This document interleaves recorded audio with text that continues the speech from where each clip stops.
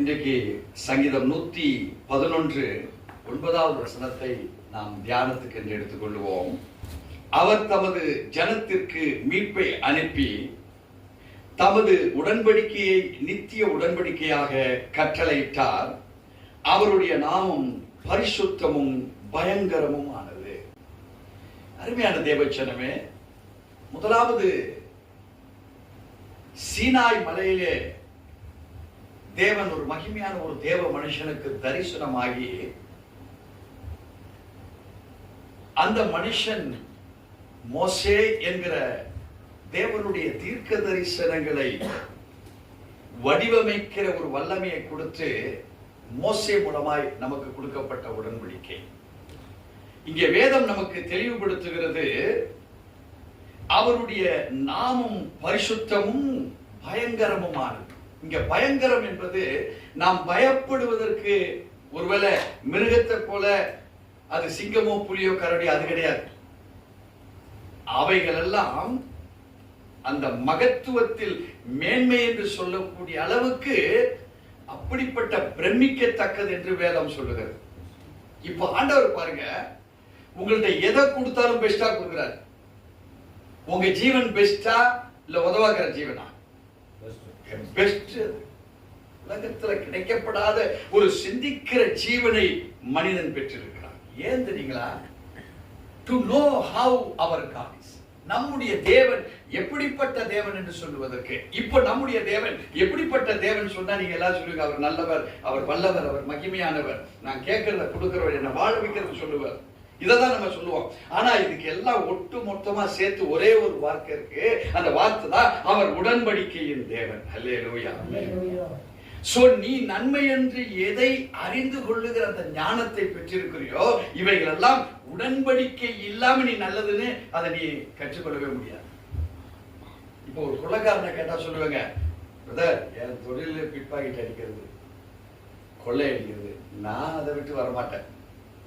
₹1,00,000 சம்பாதிப்பேன், 50,000 ரூபாய் கொடுப்பேன் ஏழைகளுக்கு வெளியே, 50,000 ரூபாய் எனக்கு, என் தொழில் கொள்ளையடிக்கிறது.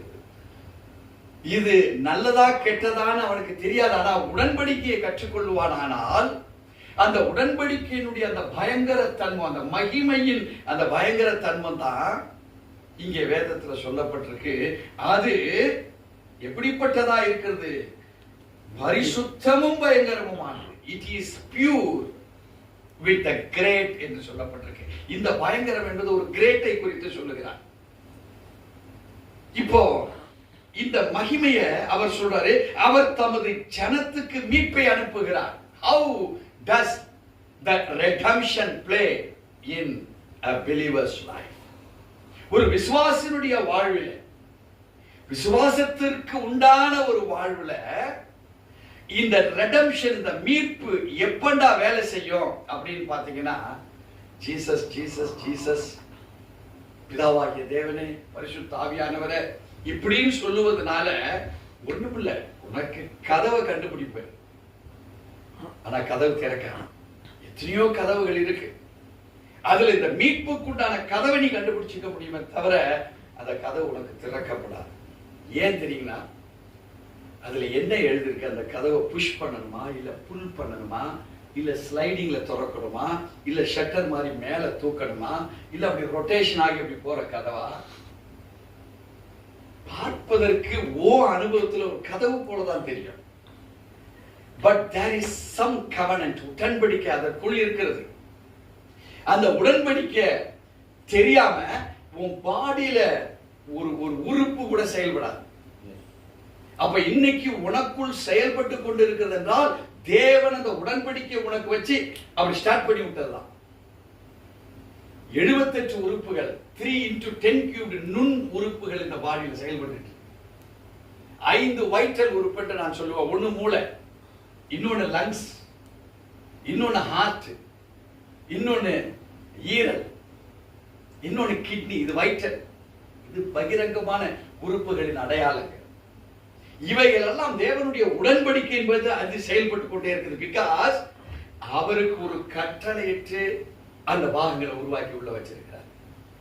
சோ இவைகளுடைய செயல்பாடுகள் ஒரு சிந்தையிலிருந்து செயல்பட வேண்டுமானால் இங்கே அவர் சொல்லுகிறார், அவர் தமது ஜனத்திற்கு மீட்பை அனுப்பி அறியாமல் இருக்கிற நம்முடைய வாழ்வை அறிய செய்கிற ஒரு மீட்பு, ஒரு ரகசியம் உள்ளே இருக்கு.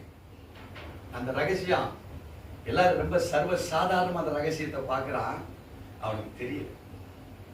ஆனா வேதம் சங்கீதம் 107ஆம் சங்கீதத்தை அந்த 20வது வசனத்தில் நீங்கள் பார்ப்பீர்களானால் ரொம்ப தெளிவா அவர் மனிதனுடைய வாழ்க்கையை உருப்படுறதுக்கு சொல்லிக் கொடுக்கிறார். அவர் தமது வசனத்தை அனுப்பி அவர்களை குணமாக்கி அவர்களை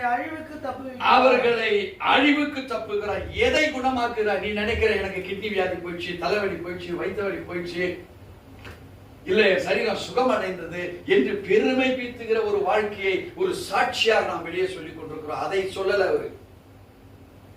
அந்த கிட்னிக்கு ஒரு உடன்படிக்கை கொடுத்திருக்கு, உறுப்புகளுக்கு உடன்படிக்கை கொடுத்திருக்கு. இந்த உடன்படிக்கை it should be refreshed through our mind and activity. இந்த மைண்டுக்கும் இந்த ஆக்டிவிட்டிக்கு இருக்கிற தொடர்பு எங்க இருக்குன்னா, அவர் தமது வசனத்தை அனுப்பி அவர்களை குணமாக்கி. யாரை குணமாக்கி? இப்ப நம்ம வாசித்தோம் வேதத்துல, அவர் தமது ஜனத்துக்கு மீட்பை அனுப்புகிறேன் என்று சொன்னாரே, குணமாக்குகிற அந்த அனுபவத்தை சொல்லுகிறார். through my word, through my covenants. என்னுடைய அந்த உடன்படிக்கை உங்களுக்கு கொடுத்திருக்கிற. ஆனா பழைய ஏற்பாடு காலங்கள் வரைக்கும் மக்கள் பரிதவித்து செத்து போனார்கள். காரணம், அவனவன் தன் கண் போன ஒரு வழியிலே போக்கை போக்கிக் கொண்டிருந்தான். தேவச்சனமே, இன்றைக்கு உங்களுக்கும் எனக்கும் ஒரு மீட்பை மறுபடியும் ஆண்டவர் கொடுக்கிறார். அதைத்தான் இந்த வேதவசனம் நம்மளுக்கு பரிசுத்த மகிமையை சொல்லிக் கொடுக்குது. தமது உடன்படிக்கையை நித்திய உடன்படிக்கையாக இப்ப கட்டளையிட்டு இருக்கிறார். இதுக்கு முன்பாக உடன்படிக்கை, but now it becomes the eternal covenant in our heart. தேவச்சனமே, அழிந்து போய் கொண்டிருக்கிற மனித வாழ்வு மிக மகிமையான ஒரு மனிதனை வாழ வைப்பதற்காக தேவன் ஒரு புதிய மீட்பை கொடுக்கிறாரே, அதுதான் புதிய உடன்படிக்கையின் மீட்பு. It is Jesus. He is Jesus. பழைய ஏற்பாட்டில் 613 உடன்படிக்கைகள்.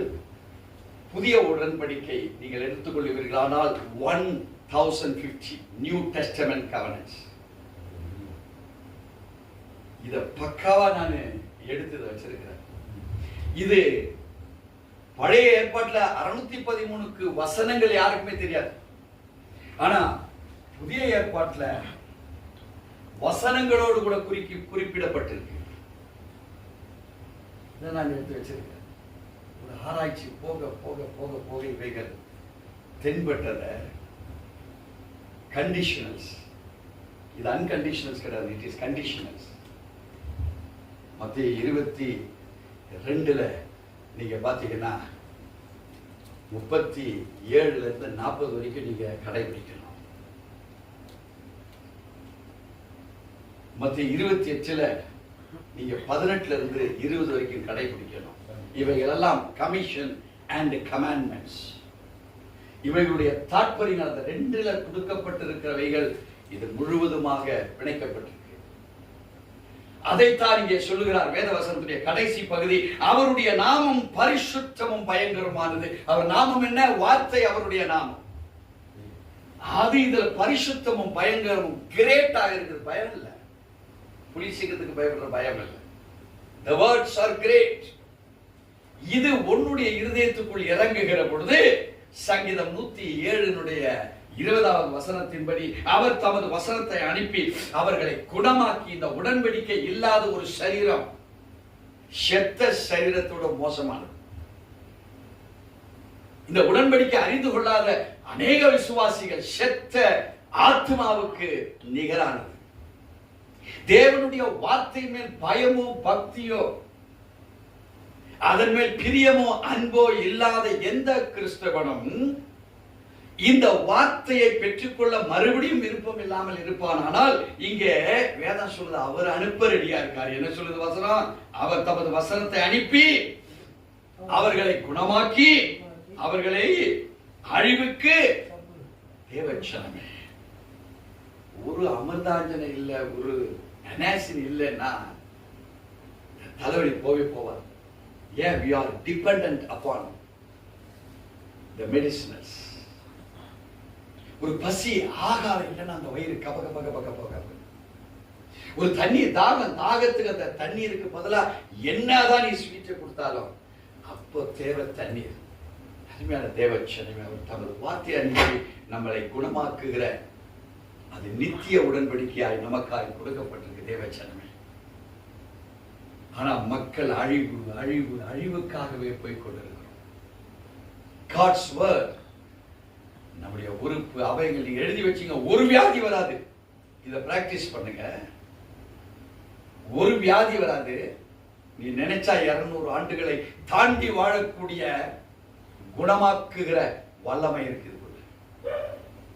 நம்முடைய மைண்ட் எல்லாம் ரெஃப்ரெஷ் ஆயிடும், பிரமாதமாயிடும். பாடி நாடி நரம்புகள் கண்ணுகள் தசைகள் எல்லாம் தேவனுடைய உடன்படிக்கையை உடைக்க முடியுமா யாராவது?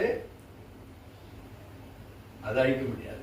ஆனா அழிந்து கொண்டிருக்கிற நம்மை அது பாதுகாத்து நம்மளை எவ்வளவு வேணாலும் கொண்டு போக முடியும். அதைத்தான் சங்கீதம் 111 10வது வசனத்தில் அதனுடைய ரிசல்ட் சொல்லப்பட்டிருக்கு. கர்த்தருக்கு பயப்படுதலே ஞானத்தின் ஆரம்பம், அவருடைய கற்பனையின்படி செய்கிற யாவருக்கும் நற்புத்தி உண்டு, அவர் புகழ்ச்சி எங்க நிற்கும்? உனக்குள்ள நிற்கும். People will see you. உன்னை பார்ப்பாங்க. You are the covenant person.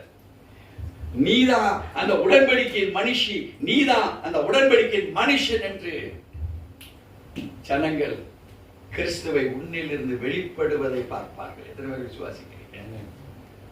So நம்முடைய மோட் ஆஃப் மெடிடேஷன் பைபிள்ல எதை குறித்து கொடுக்கப்பட்டிருக்கு என்பதை அறிகிற அறிவையும் ஞானத்தையும் நாம் பெறுகிற பொழுது வேதம் சொல்லுகிறது, அவருடைய கற்பனைகளின்படி செய்கிற யாவருக்கும் நற்புத்தி உண்டு.